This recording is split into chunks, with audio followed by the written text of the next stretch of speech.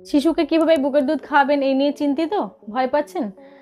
আমি আজকে এই ভিডিওতে যে টিপসগুলো আলোচনা করব এইগুলো যদি আগে থেকে একটু জেনে রাখেন তাহলে আপনার এই ভয়টা দূর হবে এবং যে সন্তান আসছে তার জন্য আপনি সঠিক বুকের দুধের খাওয়ানোর যে নিয়ম তার সঙ্গে সঙ্গে কিছু টিপস জেনে রাখলে খাওয়ানোর যে বিষয়টি সেটি আপনার কাছে সহজ হয়ে যাবে।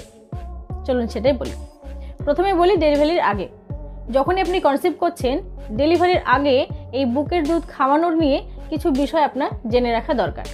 তাহলে যখন আপনি কনসিভ করেছেন সেই সময়টা এই বুকের দুধ খাওয়ানো নিয়ে একটু পড়াশোনা করে রাখুন, তাহলে আপনি অন্যদের থেকে এক ধাপ এগিয়ে থাকবেন, বা অন্যদের থেকে না হলেও এই বিষয়ে আপনি একটু এগিয়ে থাকবেন, যাতে আপনার আত্মবিশ্বাস বাড়বে এবং পরবর্তীতে খুব সুন্দরভাবে আপনি আপনার সন্তানকে দুগ্ধপান করাতে পারবেন।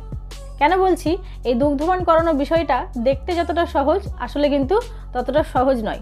সঠিকভাবে যদি ল্যাচ না করানো যায় তাহলে স্তনের বোটায় ব্যথা হতে পারে এবং কেটে যেতে পারে, ফেটে যেতে পারে, সেক্ষেত্রে কিন্তু অস্বস্তি হয়। অনেকে বলে থাকেন যে নতুন মা প্রত্যেকেরই এরকম হয়, কিন্তু না, সঠিক যদি ল্যাচ করানো যায় তাহলে কিন্তু এগুলো হয় না। তাই এই বিষয়ে আপনি আগে থেকে একটু পড়াশোনা করে রাখুন, তাহলে কি হবে, আপনি এই বিষয়ে একটু এগিয়ে থাকবেন।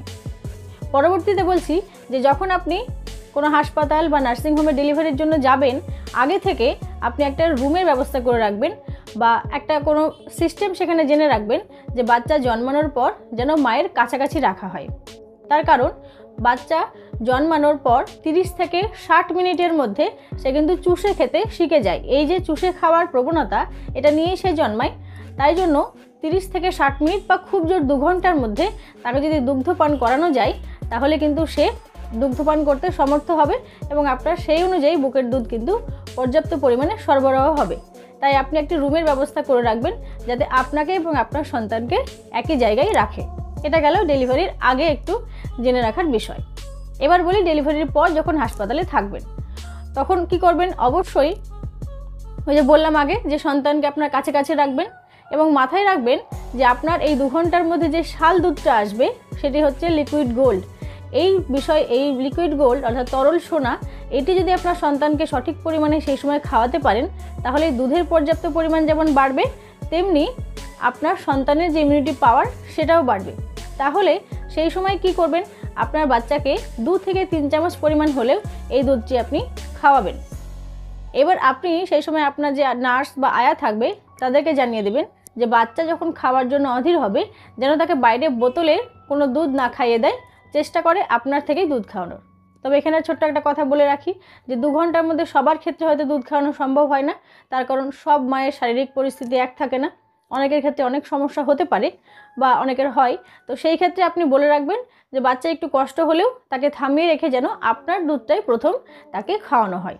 তাহলে আপনি এটা নার্স বা আয়া যেই থাকলেও তার সঙ্গে আলোচনা করে রাখলেন এবং তাকে জানিয়ে রাখলেন যে আমি আমার বুকের দুধটাই প্রথম শিশুকে খাওয়াতে পারি।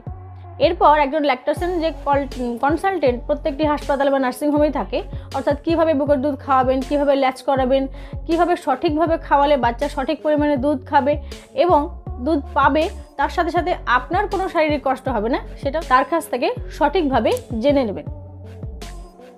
এবং এর সঙ্গে সঙ্গে আপনি আয়া যারা থাকবে তাদের সঙ্গে ল্যাচ করানোর যে বিষয়গুলো, অর্থাৎ দুধটা কীভাবে খাওয়াতে হয় তাকে, সেটা তাদের সঙ্গে ভালোভাবে একটু জেনে নেবেন। মাথায় রাখবেন যত বেশি পরিমাণে আপনার সন্তান আপনার থেকে দুগ্ধপান করবে তত কিন্তু দুধ সরবরাহ বেশি হবে, এটা ঈশ্বর প্রদত্ত। এবার চলে আসি যখন হাসপাতাল থেকে বাড়ি ফিরছেন তখন আপনার করণীয় কী, এটা কিন্তু অত্যন্ত জরুরি একটি বিষয়। তাহলে প্রথম যখন বাড়ি ফিরছেন তখন অবশ্যই বাচ্চাকে যখন দুগ্ধপান করাবেন তার জন্য একটি নিরিবিলি ঘর বা নিরিবিলি স্থানকে আগে নির্বাচন করুন। সেইখানে বসে ঠান্ডা মাথায় রিল্যাক্স হয়ে তারপর বাচ্চাকে দুগ্ধপান করান। শিশুকে যখন দুগ্ধপান করাবেন তখন আরামদায়ক বিছানা বা আরামদায়ক পজিশন সেটাই বেছে নিন যেটা আপনার এবং আপনার সন্তানের জন্য ভালো হবে। সেইভাবে সেই পজিশনে আপনার সন্তানকে দুগ্ধপান করান। যখন হাসপাতাল থেকে বাড়ি ফিরছেন তখন আতিথেয়তা, অর্থাৎ অন্য কে এলো, কার সাথে কথা বললাম, সেইগুলো একটু সামান্য সেই সময়টা এড়িয়ে গিয়ে আপনি বাচ্চার দিকে সম্পূর্ণরূপে নজর দিন এবং বাচ্চাকে সঠিকভাবে দুগ্ধপান করান। মাথায় রাখবেন আপনি যত রিল্যাক্স থাকবেন তত দুধের পরিমাণ কিন্তু বাড়বে। এরপরে চলে আসি যে আপনি যদি সিজারিয়ান মা হন তাহলে এমনভাবে বাচ্চাকে হ্যান্ডেল করুন দুধ খাওয়ানোর সময় যেন আপনার কাটা জায়গায় কোনোভাবেই ব্যথা না পায়।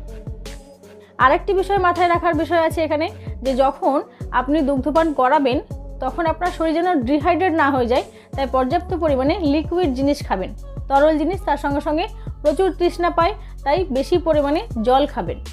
অবশ্যই যখন দুধ পান করাতে বসবেন তার আগে 1 গ্লাস জল অবশ্যই খেয়ে নেবেন। প্রথম কয়েকদিন যে পরিমাণ বাচ্চা খাবে পরবর্তীতে সেটা বাড়বে, কিন্তু প্রথমে যে কদিন খাবে সে কদিন অল্প খেয়ে সে ঘুমিয়ে যাবে। একটা কারণ হলো শাল দুধ। এবার এই শাল দুধটি যখন আপনার বাচ্চা খাবে যদি কম পরিমাণ খায় চিন্তিত হবার কিছু নেই, কারণ এই সময় তার পেটটি ছোট্ট একটি বাদামের মতন থাকে, তাই অল্প দুধেই কিন্তু তার পেট ভর্তি হয়ে যাবে এবং এই শাল দুধই তার পায়খানা তৈরি করতে সহায়তা করবে। তাই চেষ্টা করবেন যতটুকু পরিমাণ পারবেন শাল দুধ বাচ্চাকে খাওয়াবেন। বাচ্চাকে যখন দুগ্ধপান করাবেন আরও একটি বিষয় জানার হলো যে পাশ বদল করে করে বাচ্চাকে খাওয়ান। তবে কিছুক্ষণ 5 মিনিট পর পরই পাশ বদল করাবেন না। এক পাশের দুধটি সম্পূর্ণরূপে শেষ হলে তারপরেই পুনরায় দুধে যাবেন। তার কারণ প্রকৃতি এভাবেই দুধের নকশা করে রাখে যে প্রথমে সাদা দুধ মানে তরল জলের মতো, তারপরে একটু গাঢ়, তারপরে শেষ পর্যায়ে গাঢ় এবং পুষ্টিকর দুধটি আসে। তাই এক পাশের দুধ সম্পূর্ণ শেষ হলে পরের পাশ বদল করে অবশ্যই খাওয়াবেন। যদি এক পাশের দুধ খেয়ে পরের পাশে খাওয়ার আগেই ঘুমিয়ে যায় তাহলে পরবর্তীতে যখন আপনি দুধটা পান করাবেন তখন যে পাশেরটা খাওয়ানো হয়নি সেটা খাইয়ে তারপরেরটা যাবেন। এইভাবে কিন্তু পাশ বদল করে আপনি তার চাহিদা অনুযায়ী তাকে খাওয়াবেন। শিশুকে অবশ্যই নির্দিষ্ট সময় পর পর খাওয়াবেন। একদম নিউবর্ন বেবি থেকে 6 মাস বয়স পর্যন্ত 2 ঘন্টা পর পর খাবার চালিয়ে যাবেন। তবে অনেক শিশু আছে যে 3 থেকে 4 ঘন্টা পরেও কিন্তু সে খেতে চায়, তাহলে তবে সেরকমই খাওয়াবেন। তবে 2 ঘন্টা পর পর একটা নির্দিষ্ট টাইম করে তারপর তাকে খাওয়াবেন। দুধ খাওয়ানোর সময় অবশ্যই মাথা ঠান্ডা রাখুন, রিল্যাক্স হন, কিছু ব্যায়াম করে নিতে পারেন, একটা গান শুনে নিতে পারেন, একদম রিল্যাক্স হয়ে ফ্রি হয়ে তারপর অবশ্যই দুধ খাওয়াবেন। আর সঠিক পরিমাণে যদি আপনি ল্যাচ করাতে না পারেন তাহলে কিন্তু বোটাটা একটু ব্যথা হতে পারে, নিপিলটা, এবং অস্বস্তি ফিল হতে পারে। আর যেসব নতুন মায়েদের দুধ গড়িয়ে পড়ে যায় তারা দুধ কালেক্টর ব্রাগুলো ব্যবহার করতে পারেন। এক্ষেত্রে দুধ যতটা গড়িয়ে পড়বে সেটা কালেক্ট হবে। বাচ্চাকে খাওয়ানো ছাড়াও বুকের দুধ দিয়ে কিন্তু আরও অনেক উপকারী কাজ বাচ্চার ক্ষেত্রে করানো যায়। কি কি করানো যায় সেটা নিয়ে অলরেডি আমার ভিডিও আপলোড করা আছে, একবার দেখে নেবেন। এবং মিল্ক কালেক্টর প্যাড সহ ব্রাগুলো আপনি এই সময় ব্যবহার করতে পারেন। ভালো থাকবেন, বাচ্চাকে ভালো রাখবেন, তার সাথে নিজেরও অবশ্যই খেয়াল রাখবেন। আবার দেখা হবে। ধন্যবাদ।